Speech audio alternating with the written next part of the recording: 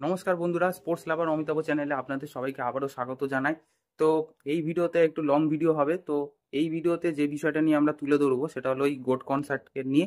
তো এই গোট কনসার্টে নিয়ে তোমরা অনেকে কমেন্ট করেছিলে যে কোন ব্লকটা কাটলে টিকিট কাটলে ভালো হয়, বা যারা টিকিট কেটে ফেলেছো সেই ব্লকটা কতটা ভালো হবে ওই কনসার্ট দেখার জন্য। তো সেগুলো নিয়ে একটা ছোট্ট করে আলোচনা করব। তো ভিডিওটা পুরো দেখতে থাকো এবং শুনতে থাকো। সবচেয়ে ভালো শুনবে তারাই যারা এখনো টিকিটটা কাটোনি। তো টিকিট কিন্তু আবারও আপলোড হয়ে গেছে, তাই সময় নষ্ট করো না। সুযোগ বারবার আসবে না এই মেসিকে দেখা, তাই টিকিট তাড়াতাড়ি কিন্তু পারচেস করার চেষ্টা করো।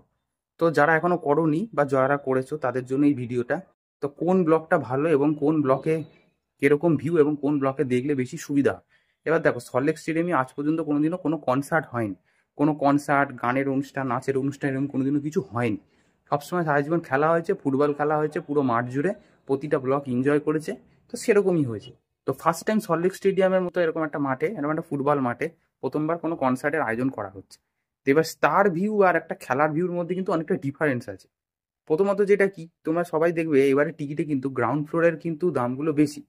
গ্রাউন্ড ফ্লোর যেটা ধরে নাও A1, B1, D1, ঠিক আছে, C1, তো এই ধরনের ব্লকগুলোর কিন্তু কি হচ্ছে কি, তা দামটা বেশি নিচ্ছে।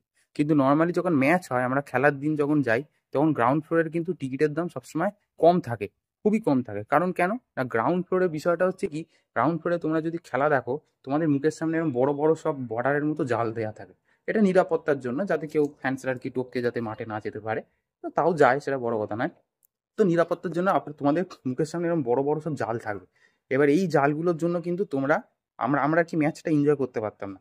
তো এবার যেহেতু দেখো, যেহেতু কোনো সিট নাম্বার নেই, তো এটা একটা যেমন সুবিধা আবার অসুবিধা, আবার সিট নাম্বার দিলেও অসুবিধা। তো সিট নাম্বার যেহেতু নেই, তো তোমরা যারা আর কি C1-এ কেটেছো বা A1-এ বা B1, D1, যেগুলো গ্রাউন্ড ফ্লোরে তোমরা যারা কেটেছো, তো তো ওখানে বেশি দাম নিচ্ছে। এবার এবার সেটা বড় কথা না, গ্রাউন্ড ফ্লোরে অবশ্যই কনসার্ট হলে অবশ্যই ভালো করে দেখতে পাবে, কিন্তু তখন তোমরা যদি তাড়াতাড়ি আগে ভাগে এসে গ্রাউন্ড ফ্লোরের সিটে যারা কেটেছো, তারা একটু পেছনের দিকে বসার চেষ্টা করবে। তোমরা অবশ্যই যেভাবে হোক তাড়াতাড়ি করে এসে গ্রাউন্ড ফ্লোরে যারা কেটেছো, একটু পেছনের দিকে সিটটা একটু বসার চেষ্টা করবে। কারণ পেছন যত হয় তত একটু সিটটা একটু উঁচু ভাবে যায়, ঠিক আছে। আর যত নিচু হয়ে যাবে তত কি হবে, তোমার মুখের সামনে বড় বড় জাল থাকবে, তুমি কিছু দেখতে পাবে না। এটা আমি C1-এ যখন গেছিলাম, তখন আমি আমার চ্যানেলই তোমরা ভিডিও আছে, তোমরা দেখবে ব্লগ ভিডিওটা। আমি C1-এ গেছিলাম, সেখানে গিয়ে আমি এটা মেনশন করেছিলাম। তাই যদি দেরি করে আসো, যারা গ্রাউন্ড ফ্লোরে কেটেছো, তাহলে কিন্তু এই প্রবলেমটায় পড়বে। তাই তাড়াতাড়ি করে এসে পেছনের দিকে একটু বসবে, তাহলে তোমরা কিন্তু মাঠের ভিউটা ভালো পাবে। এবার যারা দোতলায় কেটেছো, তারা তো সত্যি একদম বুদ্ধিমানের কাজ করেছো, কারণ দোতলার ভিউ সবচেয়ে বেস্ট। নর্মালি খেলা দেখার জন্য তো বেস্ট ছিল, এবার কনসার্টের ক্ষেত্রে কী হবে দেখা যাক। বাট খেলা দেখার জন্য আমি যখন খেলা দেখতে গেছিলাম, আমি A2 ভিআইপিতে গেছি, C2-তেও গেছি। A2 আর C2 কিন্তু একই রকম, তুমি এ পাশ থেকেও যা দেখবে, C2 তো তাই পাশ থেকে একই রকম দেখবে। আর এটা বলতে পারো বেস্ট ভিউ, বেস্ট ব্লগ যদি বলো ভিউয়ের জন্য, খেলা দেখার জন্য, সেটা হলো A2, C2 এগুলো। কারণ এখান থেকে পুরো মাঠটাকে সুন্দর করে দেখতে পারবে। পুরো মাঠে এই গোল পোস্ট থেকে ওই গোল পোস্ট, পুরো মাঠ জুড়ে যে খেলাটা না, সুন্দর করে তুমি মজা নিতে পারবে। খেলা দেখার জন্য তো বেস্ট ছিল C2 আর A2। সবাই C2-তেই কাটে, কারণ A2টা হলো ভিআইপি, বেশি টাকা নেয়। তাই জন্য A2-রই উল্টো দিকে C2, একই ব্লক একই রকম ভিউ, তাই সবাই C2-তেই কাটে। তো C2 আর A2 হলো বেস্ট ভিউ। আর B2, D2-তে আমি যাইনি, কারণ B2টা হলো গোল পোস্টের পিছনে, D2টাও গোল পোস্টের পিছনে। তো B2-তেও যা দেখবে, D2-তেও তাই দেখবে। তো আমি যাচ্ছি B2-তে, আমি এবারে B2-তে টিকিট কেটেছি। তো B2, D2 কিন্তু খেলা দেখার জন্য তো কোনোদিনও খারাপ না। তো কনসার্টের জন্য একটু দূর হবে, কারণ কনসার্টের স্টেজটা একটু মাঝ মাঠে হবে। তো B2 একটু দূর থেকেই দেখতে হবে। বাট যাই হোক, যেটুকু টাকা নিয়েছে সেটুকুর জন্য আমার ঠিকই আছে। তো তোমরা যদি 4,000-এর মধ্যে কাটতে চাও, ওই রকম দামে কাটতে চাও, তো সেই ক্ষেত্রে তোমরা কিন্তু B2, D2 এগুলো যে দামে আছে, তোমরা আর কি সেকেন্ড প্রাইস যেটা, কারণ লোয়েস্ট প্রাইসটা তো সবসময় থাকছে না, সোল্ড আউট হয়ে যাচ্ছে।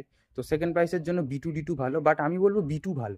এবার তোমরা কিসে করে আসছো সেটা ম্যাটার করছে। তোমরা যদি মেট্রো করে আসো, তাহলে কিন্তু অবশ্যই B2-তে টিকিট কাটো। কারণ মেট্রো করে আসার জন্য কিন্তু B2 সবসময় কাছে পড়ে। B2 আমার মনে হয় ওটা গেট নম্বর 1।